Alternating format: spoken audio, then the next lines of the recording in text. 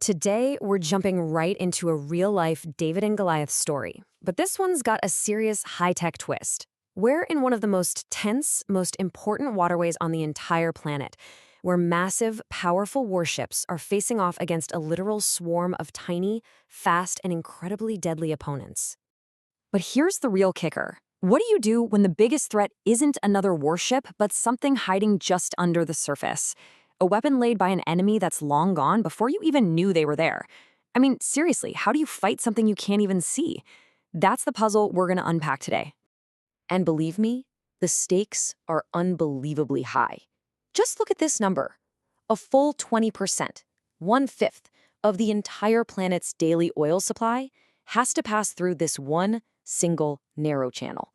It is, without a doubt, the world's most critical choke point for oil, which makes it a major flashpoint for any kind of global conflict. And this is it, the Strait of Hormuz. It's a place where the geography itself is basically a weapon. If you can control this waterway, you can essentially hold the global economy hostage. And one nation in particular has developed a pretty unique strategy to do exactly that. So let's get into the threat itself. Meet Iran's Islamic Revolutionary Guard Corps, or the IRGC. Now, they knew they were facing the technologically superior U.S. Navy, so they didn't even try to match them battleship for battleship. No way. Instead, they went for something radical, something asymmetric. They created the Mosquito Fleet. So what in the world is a Mosquito Fleet?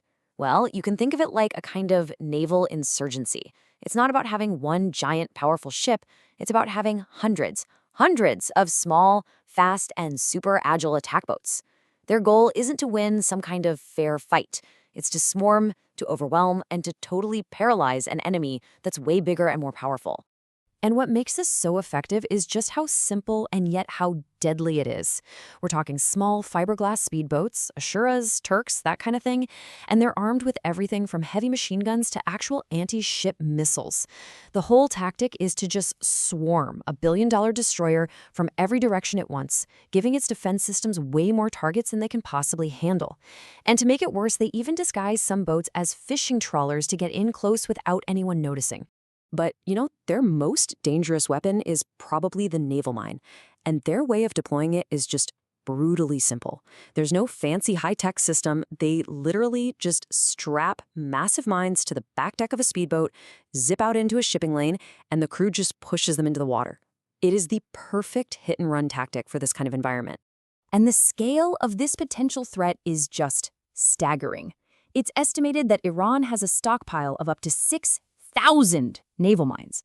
And these aren't just old-school floating mines. They range from those simple contact mines to super sophisticated bottom mines that just lie on the seabed, waiting and listening for the unique sound of a supertanker passing overhead before they explode. So how does the most powerful navy in the world fight back against a swarm of mosquitoes laying invisible traps? Well, you don't play their game. You completely change the rules. And that brings us to the American counterstrike. This quote right here gets to the absolute heart of the new strategy.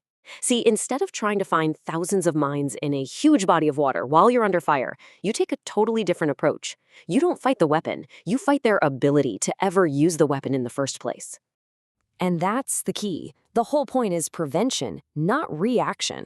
The entire U.S. strategy shifted to this preemptive model. The new mission was simple. Neutralize Iran's mine-laning boats before they could even think about leaving the harbor. So, did it work? Oh yeah, absolutely. This one number tells you everything you need to know.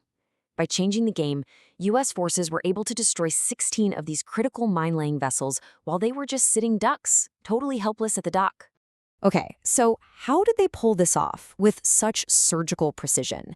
Well, it wasn't just about having bigger guns. This was a total masterclass in strategy. Let's break down the 4 key parts of their operational playbook. Okay, so first, preemptive denial. We just covered that. Second, a massive intelligence coup, using all kinds of intel to know exactly where the boats were and when they were most vulnerable. Third, they made it easier on themselves by hitting the boats while they were tied up, which makes the attacks way more precise. And finally, this brilliant dual target doctrine. Hit the boats and their mine storage facilities at the exact same time. That way, even if they had replacement boats, there'd be no mines left for them.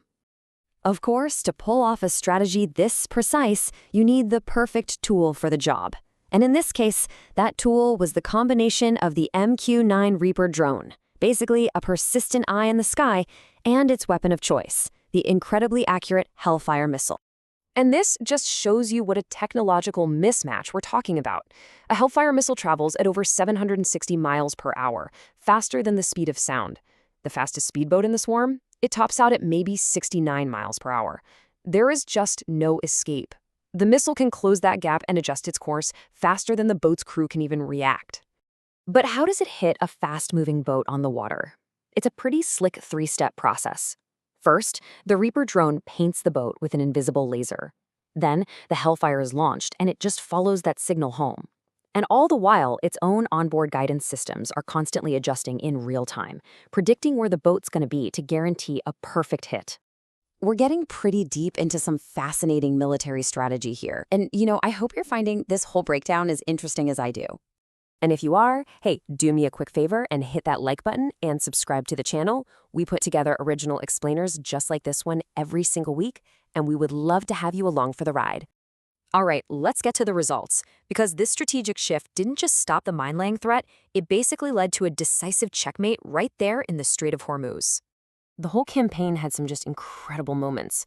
The Iranian ship Joshan was sunk in what was the world's first ever missile fight between warships. Another one, the Sahand, was just swarmed by jets and totally pummeled until it went under. And then there's this amazing story of precision. The Sabalan was crippled when a pilot dropped a single laser-guided bomb directly down its exhaust stock. Unbelievable. So, when you add it all up, the final tally is just mind-blowing. In only 10 days, just 10 days, the campaign took out over 60 Iranian warships and submarines. They effectively dismantled Iran's entire conventional naval threat in the region in less than 2 weeks. Which really leaves us with one final big question to think about. The Mosquito Fleet was, you have to admit, a clever strategy designed to hit a weakness. But in the end, it was beaten by an even smarter counter-strategy. It really makes you wonder, in the giant chess game of modern warfare, is it the size of the weapon that matters most, or is it the mind of the person moving it? Thanks for watching.